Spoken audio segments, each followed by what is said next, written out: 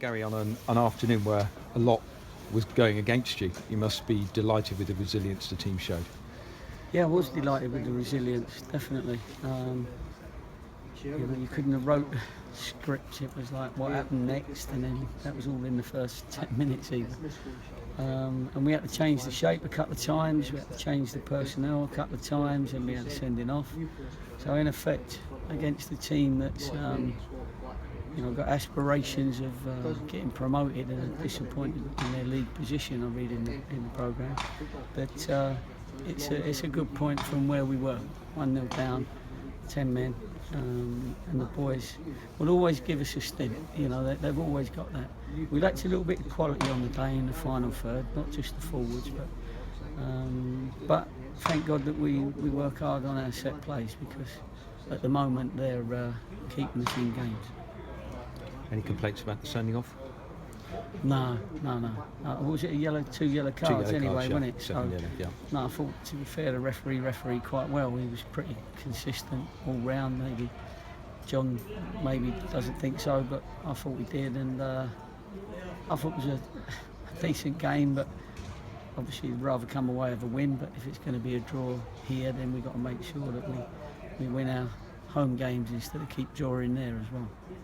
And the corner, another assist for Danny Wright in terms of the header. Yeah, it was, and also for Dates, of course, and then Dickie got in there. We are strong in there.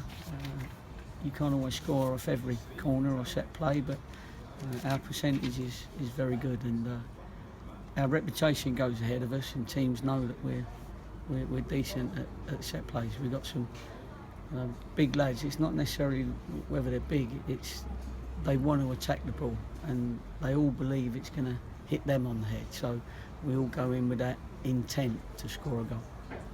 Best laid plans, plan all week, and within 5 minutes you've had to make a change. What's the situation with Alex? I don't know. I'm embarrassed about it. I'm embarrassed for the kid, embarrassed for myself, and he's been here 2 weeks, he's trained well, he's done all the fitness stuff in the afternoons, he's done extra sessions, so there was no way that there was any thought about an hamstring. It was just one of them things. Somebody maybe a bit of nerves.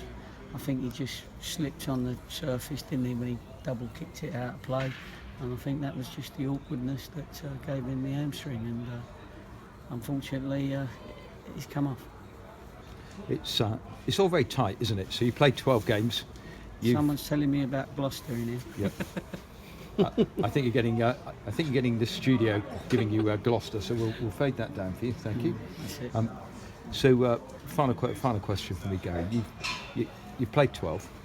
You've had 7 draws. It's very, very tight, these games, aren't they? You're not a million miles away, but you're not quite there. No, that's exactly right. And that was the end of the game talk that we gave him. We've got the energy, we've got the spirit, we've got the squad.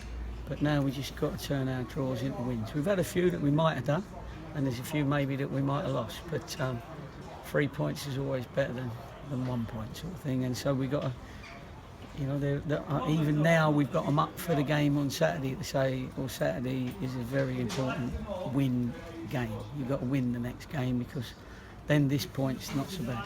Okay, thank you very much. No problem. Thank you. Do you want to take those off, or do you want to? Oh yeah. She called me Pete then. Obviously, you've got the next game now without both Dan O'Shaughnessy and Harry Pell, who's got his 5th yellow. So the squad is again quite stretched, and obviously no Alex again, I would imagine. Yeah, no, no, he definitely won't be fit. So, well, I'll have a look at it. Like I always do. I'll be up till midnight, burning the midnight oil, as they say, and I'll find a team from somewhere. Yeah. And the team that we pick has just got to be ready and be a bit bolder sometimes, especially in that final third. Do you think you got your rewards for a brave substitution today, bringing on 2 wingers after going down to 10?